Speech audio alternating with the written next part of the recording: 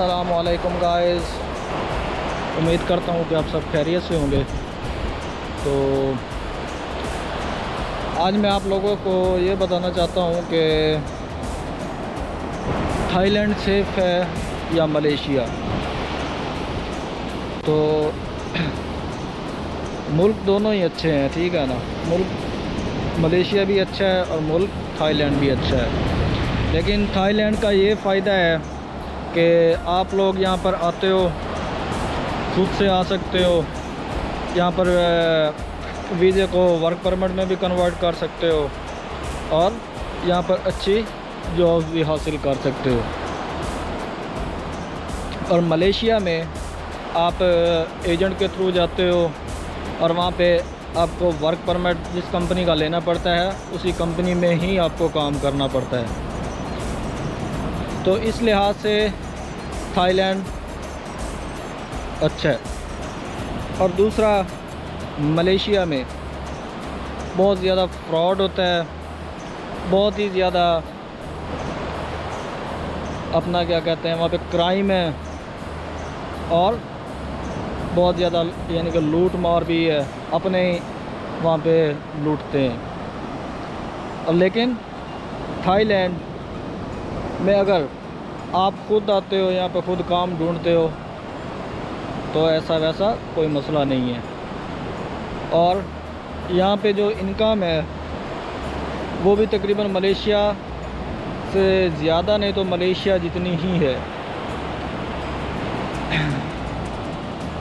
तो ये हो गए थाईलैंड और मलेशिया में ये जो फ़र्क है, ये बहुत ज़मीन आसमान का फ़र्क है। आप यहाँ पे थाईलैंड में आके कुछ भी कर सकते हैं, यहाँ पे अपना बिज़नेस स्टार्ट कर सकते हैं, यहाँ पे आप कंपनी अपनी खुलवा सकते हैं। कंपनी भी मलेशिया की निस्बत जो है वो कम पैसों में यहाँ पर खुलती है, आप अपना कारोबार यहाँ पर खोल सकते हैं। और दूसरा, यहाँ पे आपको थाई पार्टनर कंपनी खोलने के लिए जो होता है ना, थाई पार्टनर, वो आपको लाजमी चाहिए होता है। तो इससे बेहतर तरीका यही है कि आप यहाँ पे जब आते हैं तो शादी करके भी आप खोल सकते हैं। अगर ना भी करें तो फिर भी कोई ना कोई लॉयर करके आप अपना कोई बिज़नेस पार्टनर लिखवा सकते हैं अपना कंपनी का। लेकिन मलेशिया में कंपनी खुलवाना भी बहुत मुश्किल है, वहाँ पे पैसा भी बहुत ज़्यादा लगता है। और दूसरा, आगे बिज़नेस चलता है नहीं चलता वो भी डिपेंड करता है आपकी लक पर। तो मलेशिया, अगर आपके पास पैसा ठीक ठाक पैसा है तो आप मलेशिया जाएं, वहाँ पर करें काम, तो वो भी अच्छा मुल्क है। बाकी ज़्यादातर जो होते हैं ना, झटके जो मारने वाले होते हैं वो अपने ही होते हैं। अगर ये झटके मारने वाले ही मर जाए ना तो फिर आप हर जगह ही कामयाब हैं। असल में वजह ये होती है कि ये आप जब भी किसी बाहर वाले कंट्री में जाते हैं ना, जैसे कि थाईलैंड हो गया, मलेशिया हो गया, ख़ासतर यहाँ पे ना, यहाँ पे ऐसे लोग पड़े हैं ना जो आपको ऊपर जाते हुए देख ही नहीं सकते। आप ज़रा सा भी ऊपर गए हो ना तो उनके पिछले दादी दादे सब भी मर जाते हैं। तो यहाँ पे और मलेशिया में ये बहुत मसला है। तो इसलिए मैं आपको हर वीडियो में कहता हूँ कि आप यहाँ पर जब भी आए ना, आप ख़ुद से काम ढूंढें। बेशक मैं कहता हूँ अगर आपको यहाँ पे स्वीपर का भी काम मिलता है ना शुरू में, स्टार्टिंग में, तो आप वो कर लें, इनके पास जाने से बेहतर है। अच्छे भी लोग पड़े हैं, मैं ये नहीं कहता कि सारे ही बुरे हैं, अच्छे भी काफ़ी पड़े हैं। लेकिन आप जब नए आते हैं तो आपको यहाँ पे समझ नहीं होती कौन अच्छा है कौन बुरा है। जब आप किसी के पास जाते हैं तो स्टार्टिंग में तो ये बहुत मीठी मीठी बातें करते हैं। जब आपके साथ फ़िल्म चला देते हैं, यानी कि इनकी पहली ट्राई होती है कि आपको किसी न किसी तरह यहाँ पे इलीगल कर दिया जाए और बहुत से ऐसे मसले मसाइल हैं, पैसा खाया जाए किसी न किसी तरीके से। तो यहाँ पे इनकी सबसे ज़्यादा लोगों की ज़्यादातर कोशिश यही होती है। अब यहाँ पॉकेट में होंगे और भी ज़्यादा अच्छे भी होंगे, बुरे भी होंगे, लेकिन जितने लोगों को अच्छों को तो मैं जानता हूँ। यहाँ पे एक है जी मद्रास कैफ़े वाला, मद्रास कैफ़े यहाँ पर रेस्टोरेंट है, वो बहुत अच्छा बंदा है, नाइस बंदा है, जॉब भी देता है और टाइम पे सैलरी भी देता है। लेकिन मेरे ख्याल में उधर छुट्टी नहीं है, या अगर है भी तो 15 दिन बाद एक छुट्टी देता है वो। और दूसरा, यहाँ पे एक पाकिस्तानी है, अपना नूर कबाना के नाम से उसका रेस्टोरेंट है, तो वो बंदा भी अच्छा है। वो भी टाइम पे सैलरी भी देता है और इखलाक का भी अच्छा है। तो इसी तरह के यहाँ पे अच्छे लोग भी पड़े हैं, और लेकिन ज़्यादातर यहाँ पे बुरे ही पड़े हैं, जो उनके क्या कहते हैं, वो बस अपनी दादागिरी यहाँ पे दिखाने की कोशिश करते हैं। जो नया बंदा आता है यानी कि डराने की धमकाने की कोशिश करते हैं। तो वजह यह है कि जब यहाँ पे शुरू में बंदा आता है ना, उसकी अच्छी तरह मंजी ठोक ली जाती है। वो भी बेशक पीछे पाकिस्तान से अच्छी साफ़ नीयत का हो या इंडिया से हो, अच्छे नीयत का हो, साफ़ दिल का हो, यहाँ पे आता है। जब उसकी मंजी ठुकवी जाती है ना, या मंजी ठुकवेने का मतलब यानी कि जब उसके साथ कार्रवाई ये डाल लेते हैं, उसके बाद वो भी यही सोचता है कि भाई मेरे साथ हुआ तो मैं, कोई नया आने वाला है ना, तो मैं उसके साथ भी यही करूँगा।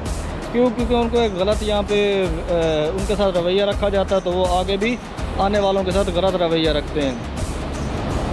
मैं काफ़ी यहाँ पर लोगों के साथ धोखा खा चुका हूँ, लेकिन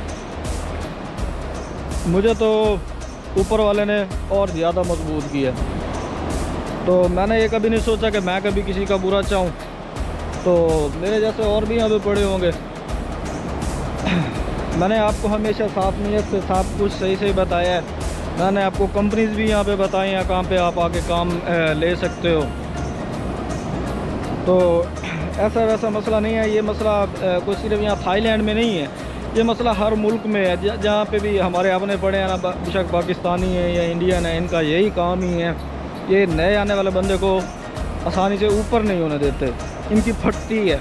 यहाँ पे कोई पढ़ा लिखा भी आ जाए ना, उसके साथ भी ये यही करते हैं।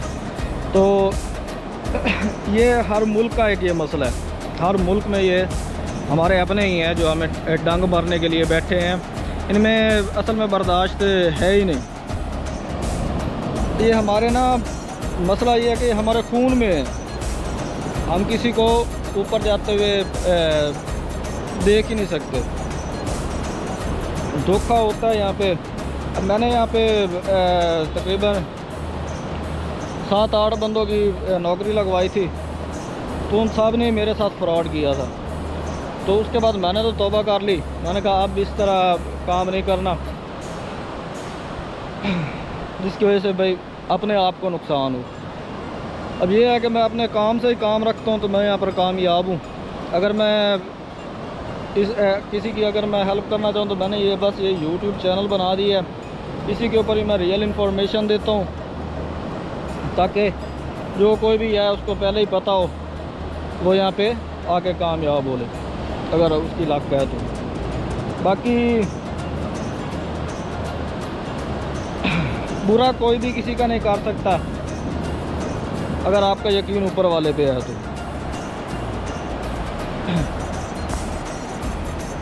तो आप लोगों से यही रिक्वेस्ट है कि आप जिस मुल्क में भी जाओ, बेशक मलेशिया जाओ, बेशक थाईलैंड आओ, बेशक किसी और कंट्री में जाओ, तो आप कोशिश करो कि आपकी वजह से किसी को दुख ना पहुंचे और दूसरों से भी बच कर रहो, तो आप हर मुल्क में कामयाब हो।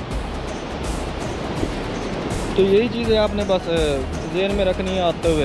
बाकी पैसा अपना, अपनी हर चीज़ अपनी हिफाजत में रखनी है। अपना पासपोर्ट किसी को नहीं देना। जब यहाँ पर आपने किसी को पासपोर्ट दे दिया ना, तो समझो आपकी स्टोरी ख़त्म हो गई है। क्यों? क्योंकि जब आप पासपोर्ट दे देते हो तो फिर आप समझो आप कुछ भी यहाँ पर नहीं कर सकते, क्योंकि जिसके पास पासपोर्ट है ना, उसी के हाथ में आपकी ज़िंदगी है। हाँ, अगर आप लीगल हो और आप अपना पासपोर्ट किसी को दे चुके हो, तो जब तक आप यहाँ पर लीगल हो, उसी टाइम में आप अगर कार्रवाई करना चाहो तो कर सकते हो। लेकिन वो फ़िल्म ही ऐसे चलाते हैं कि आपको टाइम मिलता ही नहीं अपनी हिफाजत के लिए। तो इन्हीं बातों में मैं आपको एक और बात बता दूं कि अगर आप कई बार जाते भी हो, बाकी मुल्कों का तो मुझे नहीं पता, थाईलैंड का पता है कि अगर यहाँ पर आपसे कोई पासपोर्ट ले लेता है, आपको वापस नहीं देता, आप सीधा जाओ पुलिस स्टेशन, पुलिस में रिपोर्ट करो, इमिग्रेशन में जाओ, वो फ़ौरन से पहले इनकी ठुकाई कर देंगे। और दूसरा, यहाँ पे मैंने देखा बेचारों को काफ़ी इनके पासपोर्ट ले लिए जाते हैं और उनको यहाँ पे काफ़ी अर्से तक कैद करके रखा जाता है, काम करवाया जाता है उनसे। सैलरीज देते हैं, यानी कि सैलरी नहीं देते, लेकिन उनको यहाँ पे रगड़ा अच्छा दिया जाता है। और वो वापस बेचारे कैसे जाते हैं, वो आउट पास बनवा कर यहाँ से वापस जाते हैं, आईडीसी जाते हैं, जेल अपने आप को भुगवाते हैं। यहाँ पे जेल में उनको जाना पड़ता है क्योंकि पासपोर्ट तो उनके पास होता नहीं, इलीगल वो कब के हो गए होते हैं। तो वो जो बेचारे इलीगल हो जाते हैं, जब पासपोर्ट दे बैठते हैं तो फिर वो यही कहते हैं जब पकड़े जाना तो उतने तक तो काम करें जब तक पकड़ बीते नहीं। तो वो इसी आस में लगे रहते हैं, जो उनकी ये सबसे बड़ी बेवकूफ़ी होती है। हालांकि उनको ऐसा करना नहीं चाहिए। जैसे ही उनका समझो कि हमारे साथ ये फ्रॉड हो रहा है, वो उसी वक्त ही अपना पुलिस कंप्लेन करें, आउट पास बनवाएं, वापस चले जाएं और फिर दोबारा वीज़ा लेके यहाँ पर वापस आ सकते हैं। लेकिन कुछ गरीब बेचारे होते हैं, वो यहाँ पर आए हुए होते हैं, जो सब कुछ लगा कर यहाँ पे कमाने के लिए आते हैं। तो वो तो मेरे ख़्याल में ऐसा नहीं करते। वो कहते हैं कि चलो अब जो होना था हो गया, अब जितना पैसा यहाँ पे कमा सकते हैं कमा लें। और फिर मेरे भाई, जब किसी एक कंट्री का डिपोर्ट की स्टैंप लग जाती है तो समझो आपका कैरियर ख़त्म हो जाता है। अब फिर आसानी से किसी और मुल्क में भी नहीं जा सकते। तो इससे बेहतर है कि अगर आपके साथ ऐसा हो भी जाता है, आप सबसे पहले पुलिस रिपोर्ट करो। पुलिस रिपोर्ट के बाद इमिग्रेशन में जाओ, वहाँ पे भी बताओ, उनको भी एक एप्लीकेशन दे दो वो, ताकि आपका पासपोर्ट आपसे निकलवा सकें और आपको यहाँ से बाय फादर थाईलैंड से आपको यहाँ से जाएं। तो मेरे ख्याल में आपके ऊपर बैन भी नहीं लगेगा, इस तरह का कोई चक्कर नहीं चलेगा। अगर आप यहाँ पे लीगल रहते हो और काम करते रहते हो तो फिर जब पकड़े जाते हो तो वो फिर आपको भेजते हैं और फिर 5 साल के लिए आपके पासपोर्ट पे डिपोर्ट की स्टैंप लग जाती है। 5 साल फिर आप इस कंट्री में दोबारा वापस नहीं आ सकते। तो अगर ये सारी चीज़ें आप देख के कर सकते हो तो आपकी मर्ज़ी है, लेकिन इसमें नुकसान आपका ही है। और दूसरी रही बात, यहाँ पर आकर अगर आपको काम नहीं मिलता, पहले तो यहाँ पे इस तरह सिचुएशन थी कि कोई भी आ जाता तो यहाँ पे काम मिल जाता था। लेकिन अभी देखते हैं लॉकडाउन के बाद क्या सिस्टम होता है। मैं आपको हर अपडेट देता रहूँगा थाईलैंड के बारे में। अभी तो इस टाइम तो ये आप देख रहे हैं, ये सामने मार्केट है और इस टाइम सन्नाटा है। और ये वो मार्केट है जो 24 घंटे चलती रहती थी, यानी कि ये मार्केट बंद होती ही नहीं थी। तो अभी तो यहाँ पर भी सन्नाटे छाए हुए हैं, कोई मार्केट नहीं ओपन, सब कुछ बंद है। तो आप मेरे भाई जब यहाँ पर थाईलैंड में आए, अपने आप को बचा के रखे। पासपोर्ट अपना किसी को नहीं देना।